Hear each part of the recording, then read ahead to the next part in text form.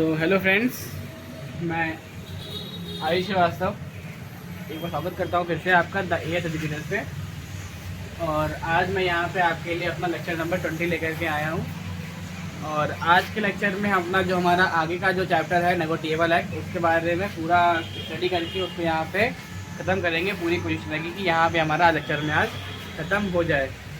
तो आइए देखते हैं कि इस लेक्चर में बाकी हमारा क्या बाकी है आज का। तो पिछले लेक्चर में हमने सीबीएस के बारे में डिस्कस कर लिया था, जैसा कि आपने पढ़ाई लिखा दिया मैंने आपको। सीबीएस हो गया, सीटीएस हो गया, इस सब के बारे में हमने अपने पिछले लेक्चर में डिस्कस कर लिया है। और जो आज बात करते हैं यहाँ पे वो है हमारा यहाँ पे डीडी, ठीक है, जिसको हम डिमांड ड्राफ्ट के नाम से जानते हैं। डीडी इसकी शॉर्ट फॉर्म के नाम से जाना जाता है। तो इसके बारे में स्टार्टिंग करते हैं। डिमांड ड्राफ्ट के बारे में बिल्कुल बेसिक जानेंगे। तो ये है हमारी आज की पहली हेडिंग, डिमांड ड्राफ्ट, ठीक है ना। देखिए जो हमारा डिमांड ड्राफ्ट है,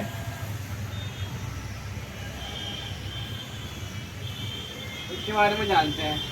तो जो हमारा डिमांड ड्राफ्ट है, इसको सबसे पहले जो हमारा अंडर सेक्शन 1885 में लॉन्च किया गया था। मतलब कि जो हमारा सेक्शन नंबर 85A है उसके तहत इसको लागू किया गया था, ठीक है।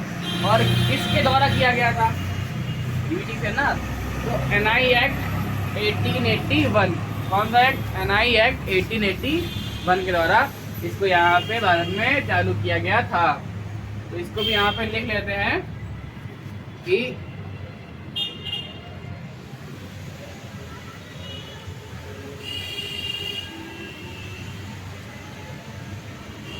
अंडर सेक्शन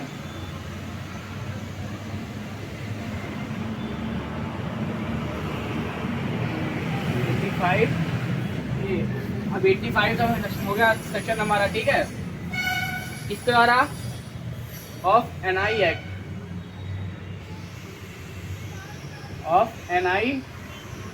एक्ट 1881 के तहत, ठीक है। अब इसकी बात करते हैं यहाँ पे कि इसकी हमारी वैलिडिटी कितनी होती है, कितने दिन का हमारा प्रावधान इसको यहाँ पे दिया गया है। बता दूं मैं सिंपली कि इसका 3 महीने की वैलिडिटी होती है। कितनी? 3 मंथ्स वैलिडिटी।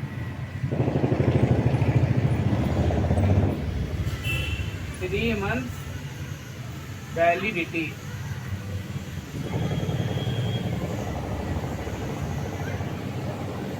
ठीक है।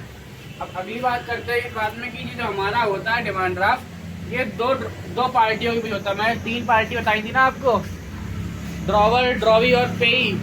तो उसमें जो हमारी 2 पार्टी होती हैं, उन 2 पार्टी के बीच में ये हमारा होता है। तो 2 पार्टी हमारी हैं, वो कौन कौन सी है इसमें? True party. अब ये ट्रू पार्टी हमारी है कौन कौन सी, इसकी बात करते हैं। तो जो हमारी इसमें ड्रॉवर, ड्रॉई और पेई थी, तो इसमें हमारा 2 पार्टी हैं, वो है यहाँ पे हमारी ड्रॉवर और पेई। तो इसमें हमारी ड्रॉवर, अब ड्रॉवर का मतलब क्या हुआ? जो पैसा को रखेगा, पैसे को जमा करेगा अपने पास।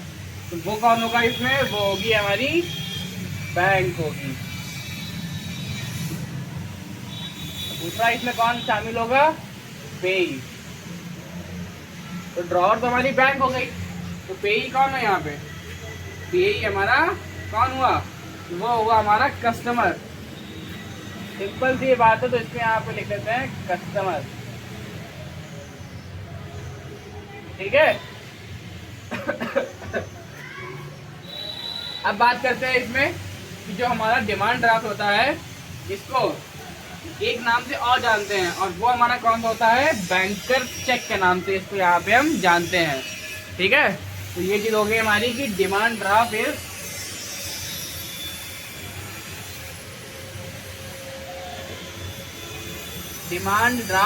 Also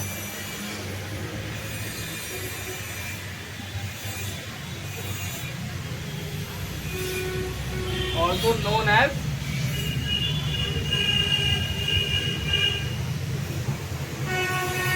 banker check.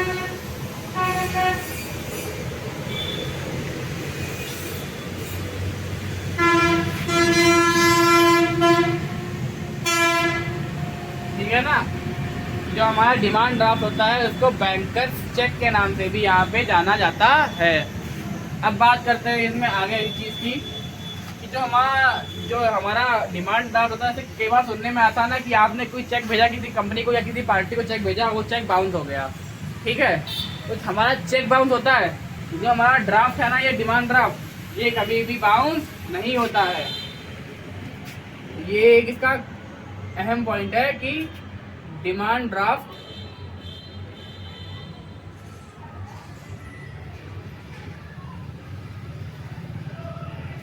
Can never B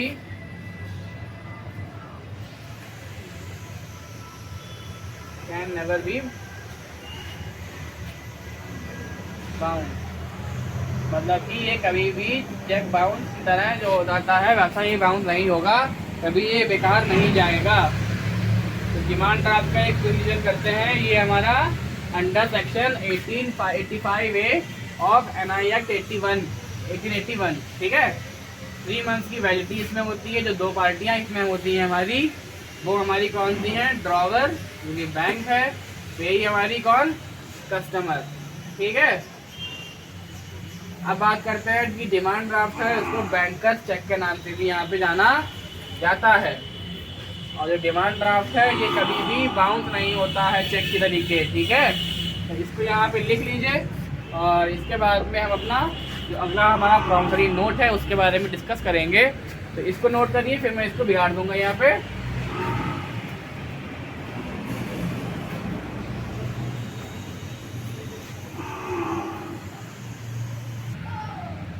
तो मैं यहाँ पे उम्मीद करता हूँ कि आपने उतना लिख लिया होगा। और अब बात करते हैं यहाँ पे आगे हम अपना प्रॉमिसरी नोट के बारे में। इसके बारे में प्रॉमिसरी नोट, तो पहले यहाँ पे हेडिंग डालते हैं, फिर देखते हैं कि प्रॉमिसरी नोट क्या है। तो देखिए, तो पहले ये हमारी यहाँ पे हेड डालते हैं,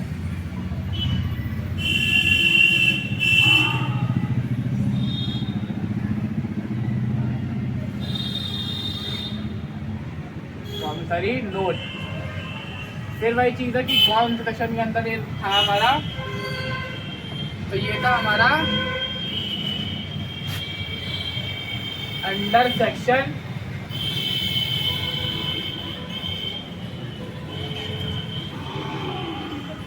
under section 4 of NI act 1881, ठीक है ना। समझ में आ गई चीज। अब ये हमारा एक जो प्रॉमिसरी नोट होता है ना, ये हमारा, इसको हम कह सकते हैं कि हमारा अनकंडीशनल रिटर्न डॉक्यूमेंट टाइप से होता है। मतलब कि कोई कंडीशन नहीं है, ठीक है, लेकिन जो डॉक्यूमेंट है वो रिटर्न में है, ठीक है। तो ये क्या हो गया हमारा अनकंडीशनल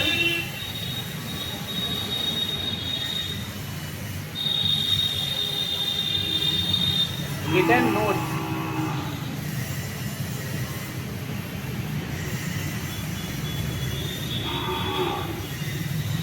अब यहाँ पे बात करते हैं आगे कि इसमें भी हमारी 2 पार्टियां होती हैं, ठीक है। There are also 2 parties. तो 2 पार्टियां जो इसमें है हमारी, अब वो कौन सी इसमें है, ठीक है। तो ये हमारा इसमें जो हमारा प्रॉमिसरी नोट है इसमें होता है प्रॉमिसर, ठीक है। कौन होता है? प्रॉमिसर, जिसको हम ड्रॉवर के नाम से ये कह सकते हैं, लेकिन प्रॉमिसरी नोट के नाम है इसको, तो इसलिए यहाँ पे ड्रॉवर ना करके यहाँ पे प्रॉमिसर के नाम से बुलाया जाता है।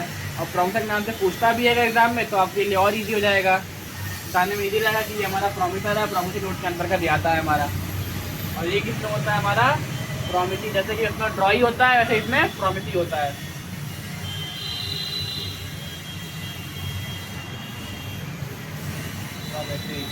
ठीक है ना। अब यहाँ पे बात करते हैं कि जो हमारा ये जो होता है ना प्रॉमिसरी नोट, इसमें एक खासियत ये होती है कि ये कभी भी ट्रांसफ़र नहीं किया सकता है, ठीक है ना। देखिए चेक ट्रांसफ़र कर दिए जाते हैं, लेकिन ये जो नोट प्रॉमिसरी नोट है ये कभी भी ट्रांसफ़र नहीं किया जाता है। कैन नेवर बी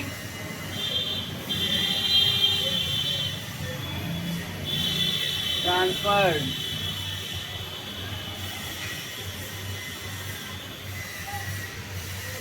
ठीक है ना। और एक चीज की और मेन चीज जो है कि इसमें कोई भी ग्रेस डे नहीं मिलता है, नो ग्रेस डे। अब ग्रेस डे से मतलब समझ ही रहे होंगे आप कि मान लीजिए चेक में क्या होता है कि आप जो तारीख दी गई है उसमें आप पैसा जमा नहीं कर पा रहे हैं तो आपको 10-12 दिन की या महीने भर की या हफ्ते भर की कुछ मोहलत मिल जाती है, लेकिन इसमें आपको कोई मोहलत नहीं मिलनी है। आपने पैसा जमा नहीं किया है तो वहीं पे आपका सीज कर दिया जाएगा, पैसा बंद कर दिया जाएगा, वहीं पे सब कुछ बंद। इसमें कोई भी ग्रेस डे नहीं मिलना है, कोई भी छूट नहीं मिलनी है। There is no grace day in promissory note. ठीक है, तो इसका एक क्वेश्चन करते हैं under section 4 of NI act 1881। Unconditional written note होता है ये हमारा, दो पार्टी होती है प्रॉमिसर और promisee. It can never be transferred और इसमें कोई भी ग्रेस डे नहीं मिलना है। तो ये था हमारा प्रॉमिसरी नोट, इसको भी नोट कर लीजिए, फिर मैं इसको बिगाड़ देता हूँ।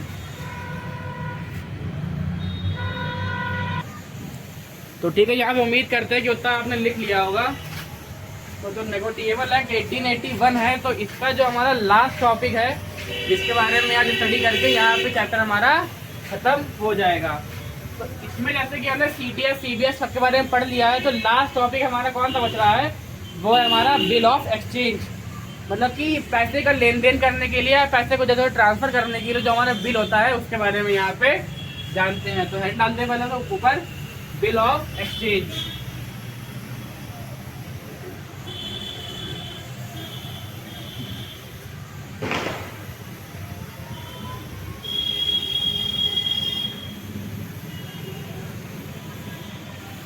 ठीक है, अब जानते हैं उससे पहले कि जो हमारा बिल ऑफ एक्सचेंज है वो कौन से एक्ट में आता है। ये तो मालूम है, कॉमन चीज़ है कि 1881 चैप्टर ही हमारा है, सारे उसमें NI एक्ट में रहेंगे। अब रही बात कि सेक्शन कौन सा है, तो इसका सेक्शन है हमारा, it covers in under section 5। Under section 5 of NI act 1881। ठीक है ना।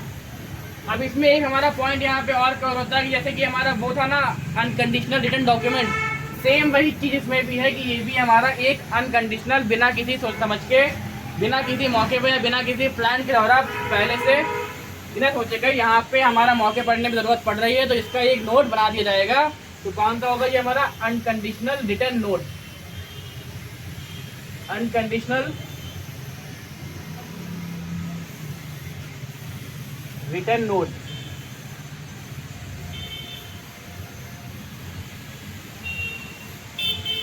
ठीक है, अब बात करते हैं कि इसमें हमारा अगला टॉपिक क्या रहने वाला है। यहाँ पे तो इसमें हमारी 3 पार्टियां होती हैं, जैसे कि first party, second party, third party. अभी तक की आपने क्या पढ़ी, 2 पार्टियां बताया मैंने तीनों पार्टी के बारे में। तो इसमें हमारी पार्टी रहने वाली है तीनों। तो ये हमारा 3 पार्टी वाला एक्ट है। अब रही बात 3 पार्टी तो है, ये 3 पार्टी है कौन सी, तो वही चीज़ हमारी वही पुरानी अपनी, कौन कौन सी, ड्रॉवर, ड्रॉवी और पेई। ड्रॉवर मतलब मान लीजिए एग्जाम्पल बैंक। ड्रॉई कौन है, खाता धारक। ठीक है, और पेई कौन है आखिर में हमारा, जो पैसे का भुगतान कर रहा है। ड्रॉवर बैंक, ड्रॉई इसमें पैसा जमा कर रहा है और पेई जो पैसे का भुगतान कर रहा है। अब वही चीज़ पे है कि जो हमारा बिल ऑफ एक्सचेंज है ना, इसमें भी कोई भी आपको ट्रांसफ़र की सुविधा जहाँ पे उपलब्ध नहीं है, तो it can not be transfer. It can not be transfer. तो देखिए, जैसा कि हमने अपना प्रॉमिसरी नोट में क्या देखा था कि प्रॉमिसरी नोट में हमको कोई भी ग्रेस डे नहीं मिल रहा था, लेकिन इसमें क्या है, जो हमारा ये बिल ऑफ एक्सचेंज है इसमें हमको 3 दिन का ग्रेस डे मिलता है। ठीक है ना, कि मतलब कि तारीख निकल जाती है, लेकिन अगर आपके पास मौका है, आपके पास आप उम्मीद ले रहे हैं तो आप 3 दिन के अंदर पैसे को जमा कीजिए, नहीं तो आपके खाते को वहाँ पे सीज कर दिया जाएगा। तो कितना हो जाएगा यहाँ पे 3 ग्रेस डेज, 3 ग्रेस डेज। समझ में आ गई ये चीज़ अच्छे से आपको। तो इसका एक रीजन करते हैं कि बिल ऑफ एक्सचेंज हमारा सेक्शन के 5 के अंदर में आता है। NII के 81 अनकंडीशनल रिटर्न नोट होता है ये भी हमारा। इसमें 3 पार्टी होती है, कौन सी? ड्रॉवर, ड्रॉवी और पेई। और ये भी ट्रांसफ़र नहीं किया जा सकता है। और इसमें मेन चीज़ क्या है हमारी कि इसमें 3 दिनों का छूट मिलती है, 3 दिन की मोहलत मिलती है। ठीक है, तो इसके बारे में यहाँ पे जान लिया है। हमारा चैप्टर नंबर 6 कंप्लीट हो चुका है। काफ़ी अच्छी से बात चल रही है। यहाँ पे हम लोग के 6 चैप्टर कवर हो गए हैं और बाकी मुझे 30 चैप्टर भी इसी क्रम में चलते रहेंगे। तो यहाँ पे 6ठा चैप्टर खत्म हो गया और अपने अगले लेक्चर में हम चैप्टर 7 स्टार्ट करेंगे। ठीक है, तो इसको नोट कर लीजिए। और वीडियो अच्छी लग रही है तो प्लीज़ लाइक कीजिए, शेयर कीजिए और चैनल सब्सक्राइब कर लीजिए। तो यहाँ पे लेक्चर को समाप्त करते हैं। Thank you, thanks for watching.